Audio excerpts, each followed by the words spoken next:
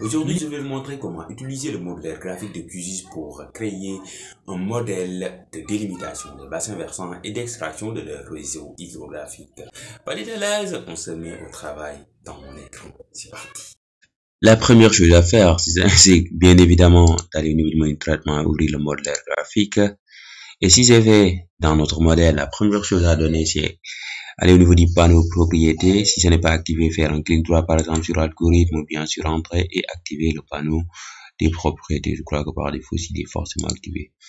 Ok, donc il est activé. Donc je vais donner le nom, c'est-à-dire par exemple, je peux donner le même nom au Catchment and River Generator. Ok, et je peux lui donner dans un groupe, ok, Catchment Models, par exemple.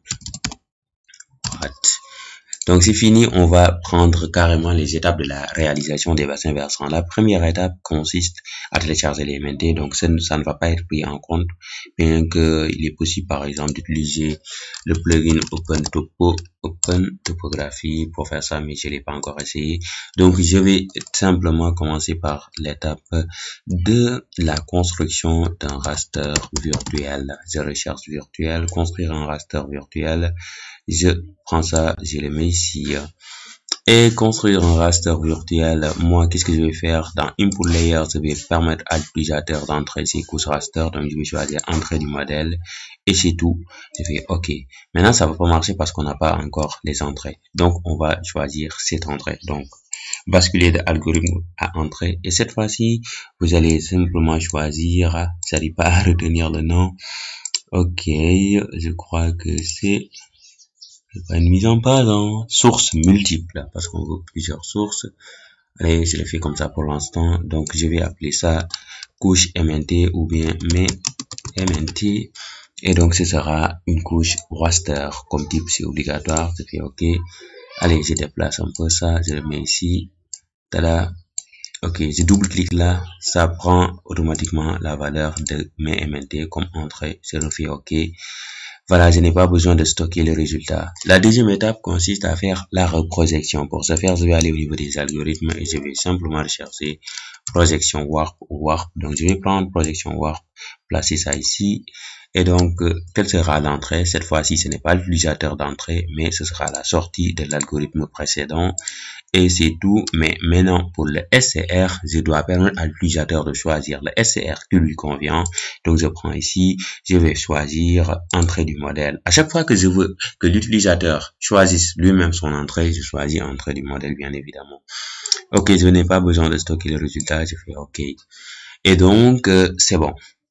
Donc, l'utilisateur, comment il va faire? Quel type d'entrée je vais lui permettre d'entrer? C'est simplement un SCR. Donc, SCR est là, je place SCR ici. Et donc, je vais l'appeler SCR cible ou bien SCR de votre zone d'étude. Et donc, par défaut, il faut choisir un SCR par défaut. Bon, par exemple, je peux simplement dire le SCR du projet. Mais même si je fais SCR du projet, ça ne change pas forcément dans la machine de l'utilisateur. Donc, c'est bon à savoir. Donc, je sais pas, mais quand j'ai expérimenté, même si je change le SCR du projet, ça prend le SCR du projet dans lequel moi je suis actuellement, mais pas le SCR du projet dans lequel l'utilisateur est. Donc, c'est un peu dommage. OK, je fais OK.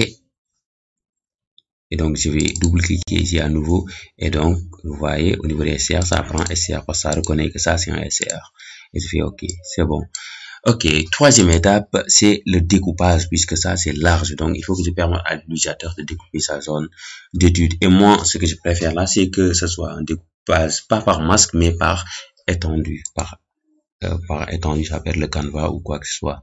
Je pense que c'est la chose la plus simple. Donc, au niveau des algorithmes, je vais choisir l'algorithme découper selon une emprise. Donc, je vais rechercher découper emprise, découper en raster selon une emprise. Je place ça ici. Et donc, je vais choisir la couche source sera la sortie d'un algorithme, la sortie de l'algorithme reprojeté, c'est la couche reprojetée. Et l'étendue de découpage, je pouvais par exemple essayer de le choisir ici, mais je vais permettre à l'utilisateur de choisir son étendue de découpage. Voilà, c'est pas facile, mais quand même, je vais simplement choisir entrée du modèle, n'est-ce pas? Allez. Voilà, c'est bien. Donc, c'est à l'utilisateur de dire que voilà l'étendue de ma zone d'étude. Et j'ai pas besoin de stocker ce résultat non plus. Donc, je reste comme ça, je fais OK. Et maintenant, je vais devoir avoir de cette entrée qui va permettre à l'utilisateur de choisir son étendue. Je sais plus c'est lesquelles des entrées. Donc, je pense qu'il y aura quelque chose comme emprise. Voilà. Donc, je prends l'emprise. Et donc, je vais dire emprise de votre, ok, c'est long, mais bon, emprise de votre zone. Et donc, la valeur par défaut, je vais simplement calculer. Bon, je pense qu'il n'est pas possible de la choisir aussi. Donc, peu importe. Je laisse comme ça, je fais OK. Et donc, je double-clique ici à nouveau et je vais prendre emprise de votre zone. OK. Il me reste la quatrième étape. Ici, il faut noter que si vous prenez le clic gauche, c'est pour la sélection. Pour vous déplacer, vous pouvez soit cliquer sur le bouton du milieu dans votre souris. Pour revenir au bon, vous faites comme ça. Donc, le bouton du milieu, je peux déplacer. Voilà. Donc, c'est comme ça que je me déplace. Ou bien en bas, vous pouvez vous déplacer avec la molette ou bien en faisant clic gauche. Ok, c'est bon. Donc, ce que je veux dire par là, c'est que moi, je peux me déplacer un peu comme ça pour ajouter ma quatrième étape qui va consister simplement en la fill syncs, voilà, pour remplir les vides comme on dit, fill syncs, remplir les puits, fill syncs, je vais prendre fill syncs one and lieu dans mon cas. Tada. Donc ici, qu'est-ce qu'on va faire, qu'est-ce qu'on va faire fill sync, c'est la sortie d'un algorithme, c'est-à-dire le raster qui a été découpé. Et ici, le minimum slope, je peux choisir une valeur par défaut, ou bien je permets à l'utilisateur encore de choisir son minimum slope, parce que c'est important, parce que d'une zone à l'autre, les valeurs peuvent changer. Donc, je choisis encore entrée du modèle. Maintenant, j'ai besoin de la couche fill sync, donc je peux l'enregistrer, par exemple, MNT rempli. Qu'est-ce que je viens d'écrire? Rempli, et je fais OK. J'ai besoin d'une entrée du modèle, donc je vais encore au niveau des entrées. Voilà, donc je pouvais ajouter d'un seul coup les entrées, mais je ne veux pas que vous perdiez. Je veux que vous sachiez que les entrées sont vraiment importantes. Donc à chaque étape, je vais directement basculer de l'algorithme à l'entrée. Donc cette fois-ci, ce sera simplement un nombre, n nombre, et donc le nombre. Bon, attends, je vais prendre le nombre, je vais directement le placer ici. Ce sera le nombre, ça va être le minimum slope et ce sera en flottant bien entendu. La valeur minimale, je peux dire 0, la valeur maximale, je peux dire 5, la valeur par défaut, par exemple, 0.001, je fais OK. Je double-clique là aussi, donc ça reprend la valeur. OK, je peux essayer de zoomer sur l'emprise pour voir tout. Et maintenant, j'ai une seule entrée, une seule sortie. Il me reste donc une autre étape décisive qui consiste en channel network and drainage basins. Donc je peux le placer ici parce que c'est vraiment important. Donc c'est notre véritable premier résultat. Donc ce sera la sortie d'un algorithme, la sortie du filet down et threshold. D'après mes expérimentations, la valeur 6 fait l'affaire, mais comme je vous le disais, on peut choisir toujours une entrée du modèle et permettre à l'utilisateur d'entrer un nombre, donc pas en flottant cette fois-ci. Et donc les sorties, nous on peut avoir besoin du flow direction, donc flow direction pour des stylisations, et notamment le plus important ici sera les channels, donc je peux appeler cours d'eau, moi je l'appelle même cours d'eau jaune, donc de la zone qu'on a choisi mais pas carrément de notre bassin versant. OK, et maintenant voilà les résultats. Ça prend automatiquement le minimum slope comme entrée pour le threshold, mais nous on a besoin d'un autre nombre, donc je prends un nouveau nombre, je le place ici, et cette fois-ci le nombre ce sera simplement, on va l'appeler threshold, et ce sera un nombre entier. La valeur minimale, je peux dire c'est 1, la valeur maximale, je je peux dire c'est 10, la valeur par défaut, je peux dire c'est 6 et je fais OK. Et donc, je fais comme ça, je reprends threshold. OK. J'aurais vraiment aimé qu'on puisse prendre directement un nœud et les connecter ici. Je sais pas si c'est possible ou pas. En ce moment, nous avons la première partie de notre modèle. Et moi, ce que je fais à ce niveau-là, c'est simplement, je vais aller au niveau de View, ou bien au niveau de Éditer, ajouter une boîte de groupe. Et donc, voilà. Comme j'ai un petit trophée pour l'instant, je vais passer comme ça mon groupe. Je vais changer la couleur. Mon premier groupe, red, green, blue. Je vais prendre ça en blue. Bon, j'ai choisi des couleurs comme ça, au hasard. Ok, donc je peux placer ça. Donc, je peux le rendre plus transparent si je veux. Hein. Ok, j'ai une première victoire. Après, ce que je dois faire, c'est que je dois prendre cette valeur-là. C'est-à-dire l'utilisateur au début doit placer son exitoire et nous devons faire en sorte que l'exitoire se retrouve sur le réseau hydrographique. Mais ce qu'il se passe, c'est que si on le fait souvent, l'exitoire peut se retrouver dans un cours d'ordre 1 et ça peut extraire un bassin qui n'est vraiment pas important. Et souvent même, le bassin ne sera pas extrait parce que ça sera un peu difficile de l'identifier avec AppSloper.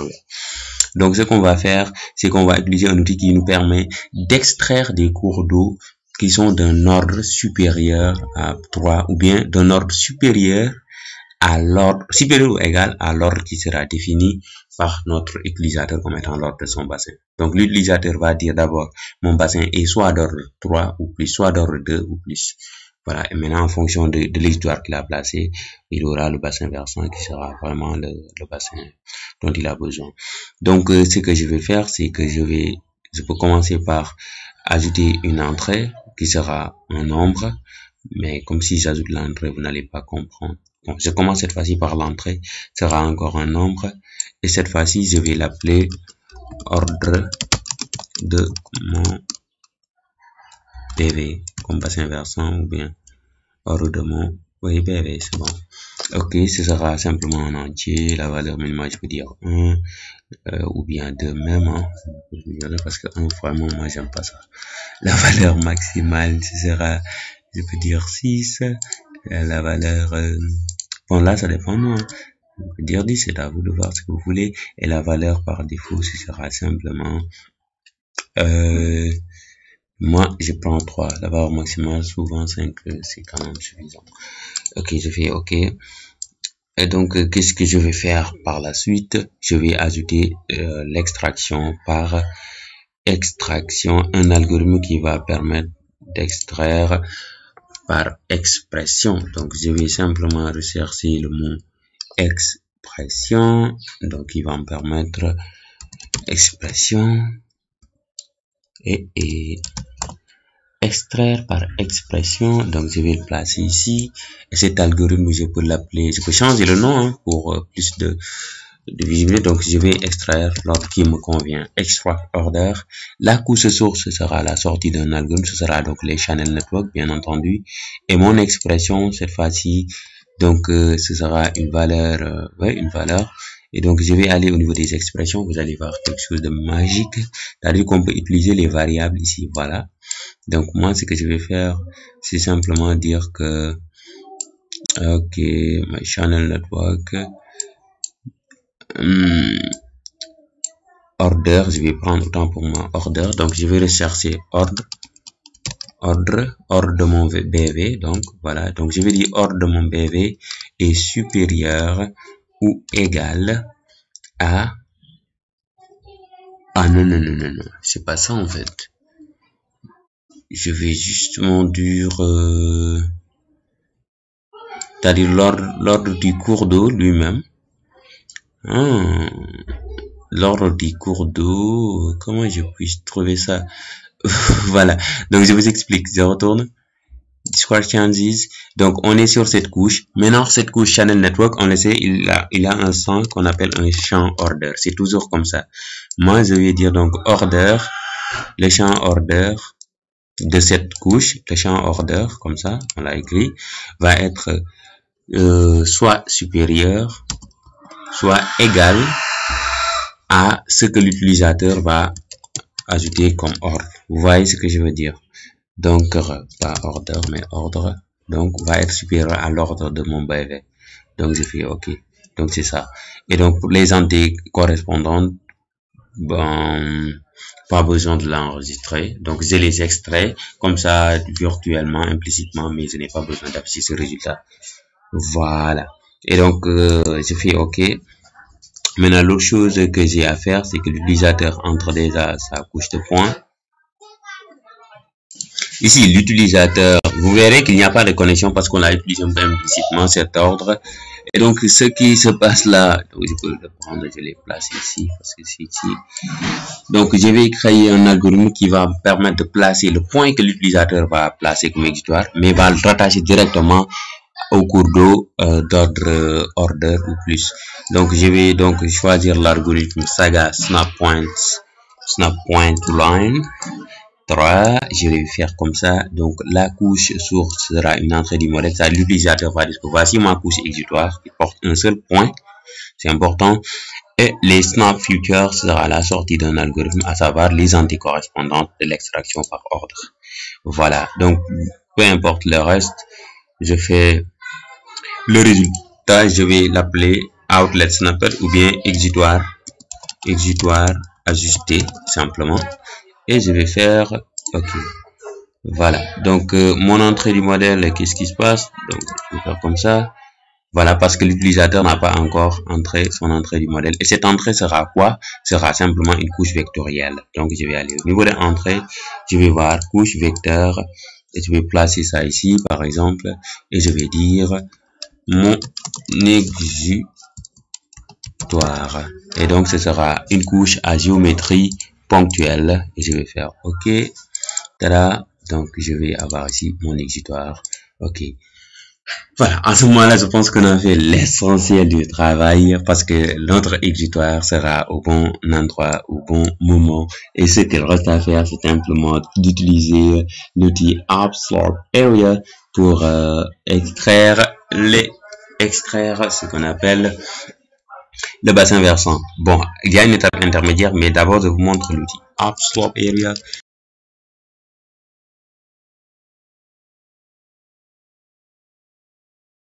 Je prends Upslope Area, je le place par exemple ici. Donc Upslope Area, ça prend target area, c'est pas important, je laisse comme ça. Target X coordonnées, c'est là que les choses se compliquent. Comment on va faire pour ajouter directement les coordonnées ici? C'est la partie que j'adore dans le modèle. Et donc, je laisse ça comme ça, je fais simplement OK. Donc, il faudra récupérer les coordonnées de cet exitoire ajusté. Pour ce faire, rien de plus simple, on va utiliser la calculatrice de champ. C'est-à-dire, on calcule quelque chose, donc il y aura un résultat sous la forme de coordonnées. Voilà, ici, c'est la partie la plus importante. Donc, je vais rechercher calculatrice de son. Je vais utiliser calculatrice de champ, c'est-à-dire un outil qui va me permettre de calculer les coordonnées X et les coordonnées Y de cet exitoire ajusté. Donc, le premier calcul va me calculer la coordonnée X. Et donc, la coordonnée X de quoi? Pas de mon exitoire, mais de la sortie d'un algorithme, à savoir du result, c'est-à-dire après snap point to line, donc de ce résultat. OK, c'est-à-dire après l'exitoire ajusté en fait. Donc, nom du champ, peu importe, je peux mettre juste X. Et le type, c'est double décimal, royal. Donc, la longueur, bon, je sais que ça ne fera pas 20, mais je peux mettre 20. La précision, je peux mettre 5. Bon, 5, c'est suffisant, je crois. Bon, je mets 10. Et voilà, donc je vais mettre ici mon expression qui peut simplement être $X ou bien X. Tu ouvres les parenthèses, tu vas mettre $géométrie. Mais je pense $X, c'est beaucoup plus simple. Et je vais faire OK. Donc ça me récupère la coordonnée X. Je peux simplement faire CTRL-C, CTRL-V pour recopier ça. Et cette fois-ci, je vais éditer ça. Au lieu de coordonnée X, ce sera coordonnée Y. Le champ, je vais l'appeler Y. Et ici, ce sera $Y pour me calculer la coordonnée Y. Et c'est ça que je vais utiliser dans Upslope Area. Donc, je vais ajouter un nouveau groupe. Donc, je CTRL C, CTRL V pour prendre ce groupe-là. Donc, je le fais comme ça. Je le fais comme ça. Je vais changer sa couleur. C'est la partie la plus difficile. Je le mets en rouge. Ouais. Ok. Et donc, la dernière partie ici. Ici aussi, c'est un peu compliqué quand même, il faut l'avouer. Target X coordinate, on doit prendre une valeur précalculée. Et donc, ce sera simplement, on va venir au niveau du constructeur d'expression et on va rechercher coord X. Et ici, on va prendre coord X output max X. Ok. On fait OK. Et donc, ici, on va choisir une valeur précalculée aussi. On va aller au niveau de l'expression. On va rechercher simplement coord. Et cette fois-ci, coord Y max Y. Ok. C'est tout, c'est tout. Ici, on va choisir deterministic 8. Et le résultat, on peut l'appeler absolute.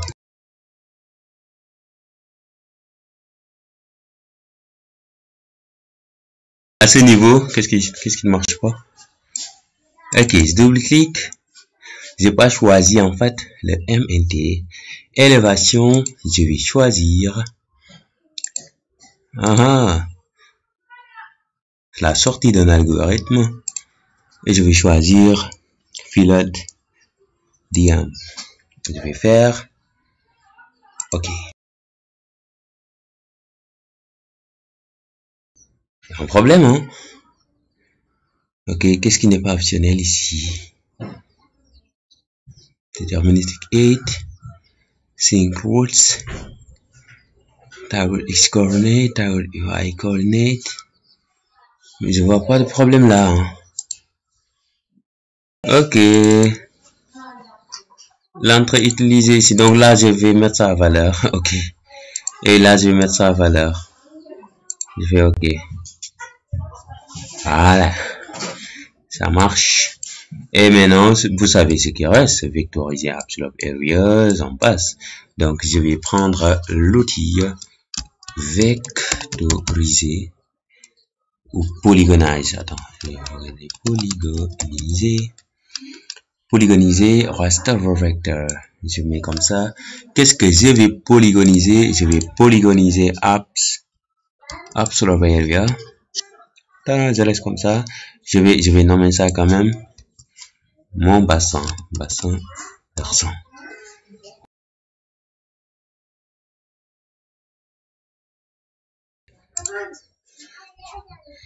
Ok, comme ça. Et après avoir eu mon bassin versant, le reste qu'il y a à faire, c'est de découper le ML2, de découper. Bon, j'ai pas besoin de découper le ML2, ça va me fatiguer. Hein. Donc ça peut laisser. Et souvent, le problème est que ça peut causer des problèmes de géométrie, mais je peux essayer quand même de découper le réseau hydrographique. Donc, qu'est-ce que je vais rechercher? L'algorithme couper. Qu'est-ce que je vais couper? Les channels. Et je vais les couper par quoi? Vectoriser. Et je vais écrire ici cours d'eau ou réseau hydrographique, peu importe. Où est l'algue? Ok, donc maintenant j'ai ma troisième. Donc je peux ajuster ça, je peux faire comme ça, des ajustements. Et donc je peux ajouter mon dernier groupe, CTRL-C, CTRL-V. Donc je peux le mettre avec la couleur verte.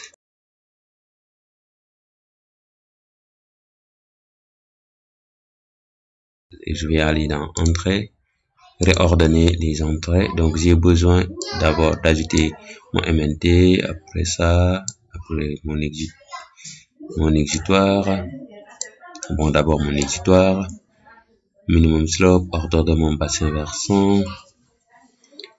Ok, MNT, mon SCR Bon, le SCR, c'est Maintenant très que tout est important de terminé, donner on va ici. passer à une étape très Ok, importante, hold, à savoir ordre de l'exécution. Mais avant ça, migration, je dois vous select. montrer quelque chose qu'on Ok, appelle les je dependencies. réenregistre Par pour voir. exemple, ici, l'outil Je Absolute réenregistre. Area Ok, s'exécute ok, ok. avant que les coordonnées soient extraites, ce qui est vraiment anormal, ce qui fait qu'il y a une erreur si on ne met pas les dependencies. Donc, par exemple, ici, on voit que l'outil utilise les coordonnées, donc doit s'exécuter après l'exécution de cette extraction des coordonnées. Mais par défaut, ça s'exécute juste après les outils FieldSync ou Channel Network.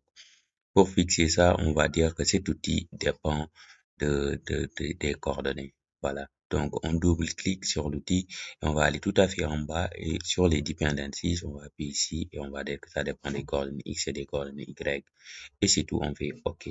Voilà, on peut faire la même chose pour l'outil coupé. Bon, même si je pense que c'est pas nécessaire, on peut dire que cet outil dépend de l'autre outil au niveau de ses dépendances. Ça dépend quand même de l'autre outil la vectorisation, c'est-à-dire la couche vectorisée, le bassin versant. OK. Comme ça, on aura le bon ordre d'exécution. Et tout, on fait OK simplement. À ce niveau, on peut vraiment remarquer les dépendances qui se matérialisent par cette flèche. C'est bien.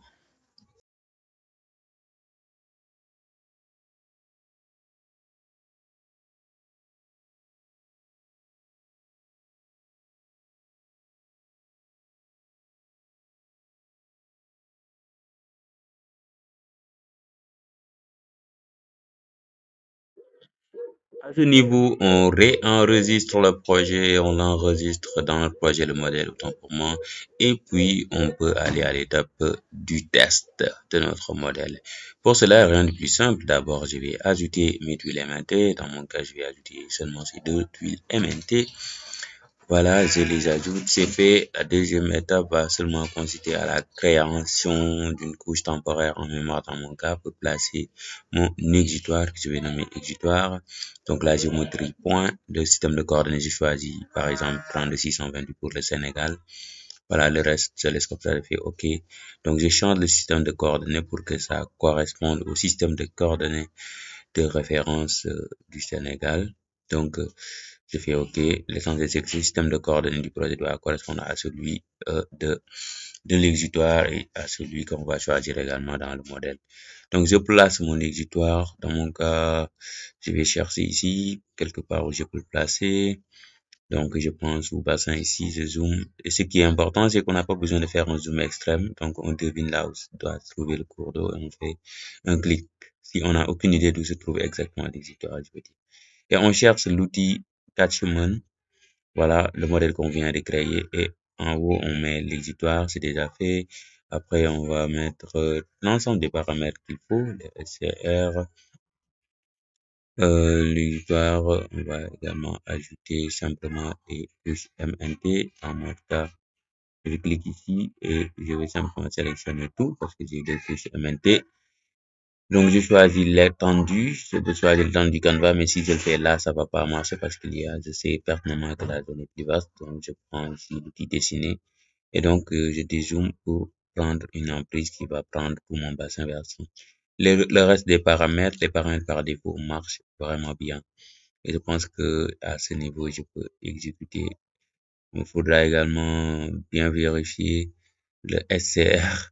Voilà, donc je vais choisir le SCR du Sénégal. Sinon, si je le fais pas, ça va pas marcher avec Absolute et tout. J'exécute maintenant. Donc, je vais attendre. Moi, ça peut prendre du temps. Cela dépend des données. Et là, je pense que ça va aller vite. Là où ça ralentit un peu, c'est vers 24-25% avec l'exécution de l'outil FieldThings. Voilà, donc, parce que cet outil est même en dehors de mon modèle, du modèle, il est comme ça. Prend du temps parce que c'est pas facile pour le logiciel de faire ça. Et tout cela dépend aussi des performances de votre ordinateur. Donc, sur certaines machines, ce sera beaucoup plus rapide que chez moi. Une autre étape sera vers 33%, je crois, c'est l'étape de la génération des réseaux hydrographiques. Là aussi, c'est évident que ce n'est pas facile pour le logiciel de tracer les réseaux hydrographiques et de trouver les bons talvets. Voilà, mais une fois que ces étapes seront exécutées, le modèle va rapidement se terminer. C'est tout. J'espère que vous êtes en train d'appliquer en même temps que moi, parce que si vous ne faites pas, il y a de fortes risques que vous ne le faites pas encore. Souvent, c'est ça. Avec les tutos, on suit des tutos, mais on n'applique pas. S'il vous plaît, de grâce, s'il faut une pause, prenez une pause, reprenez la vidéo dès le début, essayez de remettre les étapes qu'on a fait, et voilà. Prenez votre temps, en fait, ce que je veux dire. Ne suivez pas la vidéo jusqu'à la fin sans pour autant appliquer, parce que vous aurez peut-être des difficultés à le refaire. Voilà, prenez tout votre temps. On est maintenant à 50%. En tout cas, je suis confiant à 99% que le modèle va marcher. Ok. Donc, honnêtement, j'ai un bon pressentiment. Donc, ça continue à aller. C'est vraiment un grand espoir que ça puisse marcher. On attend encore un tout petit peu. Voilà, ça, oh my god, ça va bien se passer. Je l'espère. Allons-y. Ok, c'est bien. On a la génération des couches et on verra bientôt Upslope qui s'affiche. On le voit en noir et c'est tout. On a en bas les bassins versants, les réseaux hydrographiques. C'est J'espère que vous avez apprécié cette vidéo. Alors, on se donne rendez-vous pour une prochaine vidéo. Ciao, les amis.